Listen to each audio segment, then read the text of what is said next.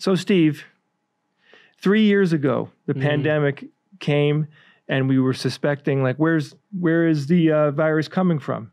Is it coming from monkeys? Is it coming from bats? Is it coming from rhinoceroses? Is it coming from a lab in China? Right. And now it's all back in the news again, and I still don't have an answer. I know 3 years in and there's still controversy, and I don't know that this one's going to ever go away entirely. So it was a novel virus, the SARS-CoV-2, novel coronavirus that started the COVID-19 pandemic. Novel meaning brand new. New. It means, Yes. it's a new virus that has not been previously identified as one that's infecting humans. We had no prior sample of that virus. And so immediately scientists started getting to work trying to figure out where it came from. They sequence the genes, the DNA sequence of the virus itself. They compare it to other known viruses to try to see if they could, make a match and see where it came from. And how well does that usually work? It works very well, but you need to have all the intermediary steps, right? So which we didn't have. We don't have the smoking gun of, oh yeah, this virus got into a bat and then combined with this virus, and then we don't have that step-by-step complete pathway from animal to human. Yep.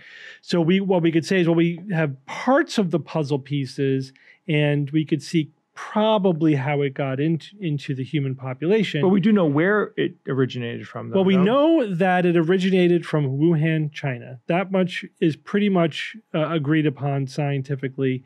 The Chinese aren't admitting that. Yeah, of course. They're saying it was imported to them from Europe or somewhere else in frozen meat, but that's not an accepted or mainstream theory. So early on in the pandemic, I don't know if you recall this, there was it's a bioweapon engineered bioweapon thing that was thrown out there. That was quickly dispensed with because that is a very easy question to answer. Was this virus engineered? Because you could see the telltale signs in specific sequences, whether or not it was engineered. So rather rapidly, scientists were able to say this was not an engineered virus. Okay. But months later, that notion morphed into maybe it wasn't an engineered virus, but maybe it leaked accidentally from the Wuhan virology lab.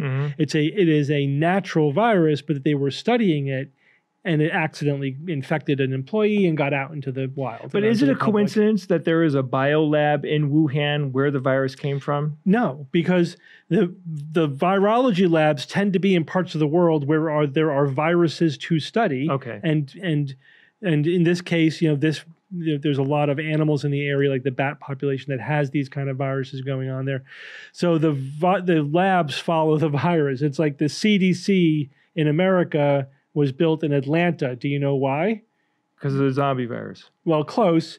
Because of malaria, because we were having a huge malaria outbreak in the southern, swampy parts of the country, and so they opened up the Center for Disease Control where the disease outbreaks were happening. So that's not a coincidence. Okay. But there's also something else in Wuhan, and that's the Wuhan meat market, which sells live and also killed animals, many wild, not farmed, in other words. So that would be a good place for the virus to be introduced to humans. That's another good place. So there's two places in Wuhan where the virus could have come from: the lab, the Wuhan virology lab, and the Wuhan meat market.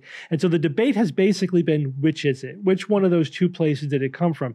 Was it being studied in the lab and accidentally got out, or was it introduced into humans through animals that were being sold in the meat market? Both are plausible, as far as they go, right? They could be, either one could be the case scientifically. It's a matter of question of what does the evidence point to? So we could divide the evidence into two types, right? There's the investigational evidence.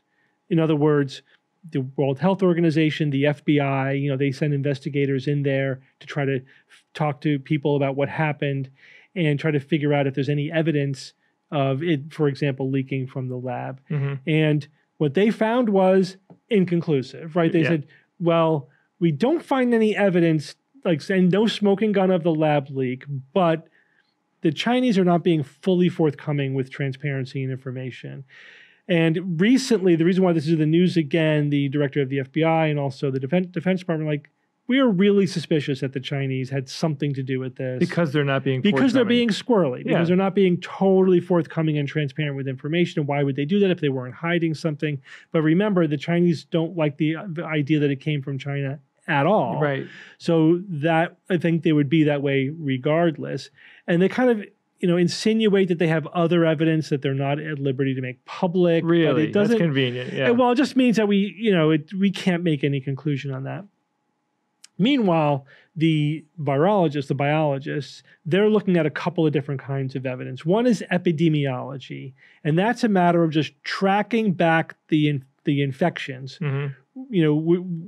Who got infected where, when, and did they isolate the virus from that person? What did that virus look like? Was it related to other people's viruses? So they're basically trying to backtrack the virus through the first people who contracted it. Yep. And then they're also trying to find out what the source of the virus was. Can we connect it to a specific animal species? And there's been an update there as well. So the epidemiology does seem to point to the Wuhan meat market. The first cases pretty much cluster right in the meat market. Okay.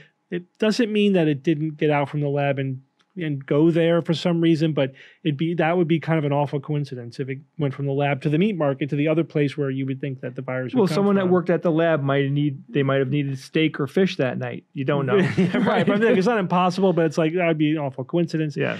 So epidemiologically, it seems like it came from the meat market. And then if you look at the virus itself, and it does seem like it spilled over from animals, right? It wasn't just something being studied in the lab. It looks like it actually was introduced from an animal. Now, up until very recently, scientists were not able to say exactly what animal species it came from. Like, for example, like you heard about bats, right? So initially, maybe it came from this population of bats and the coronavirus that they had. It was similar to the SARS-CoV-2, but it would have had to combine with another animal because there's dissimilarities as well. And we didn't have, again, the clear, this was the virus that it came from. So there was just speculation. Then they said, well, maybe it was pangolins, and there were other animals that it could have been.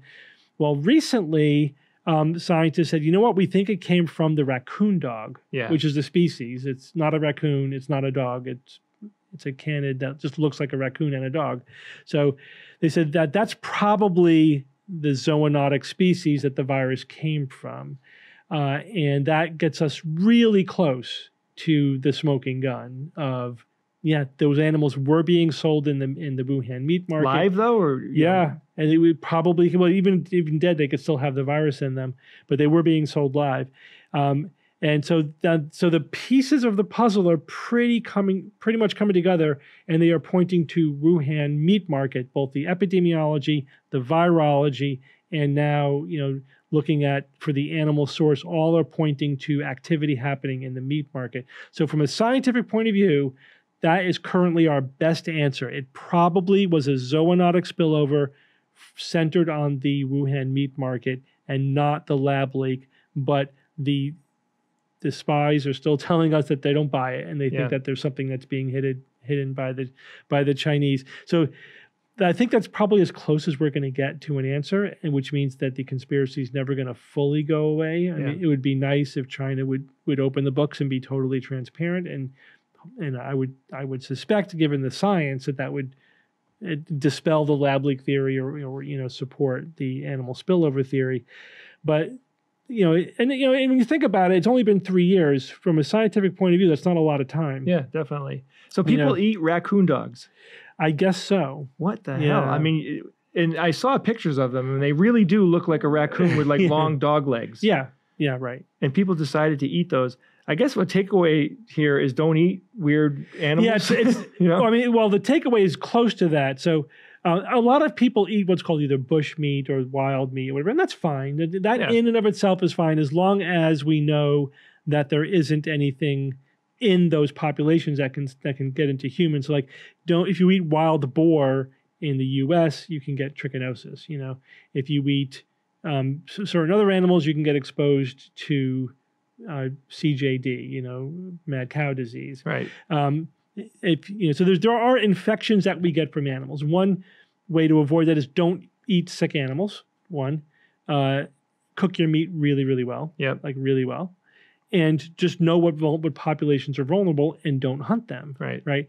But it's fine to otherwise to eat that meat. But what the real problem is the how close human populations and wild animal populations are. We are encroaching on their territory, Mhm.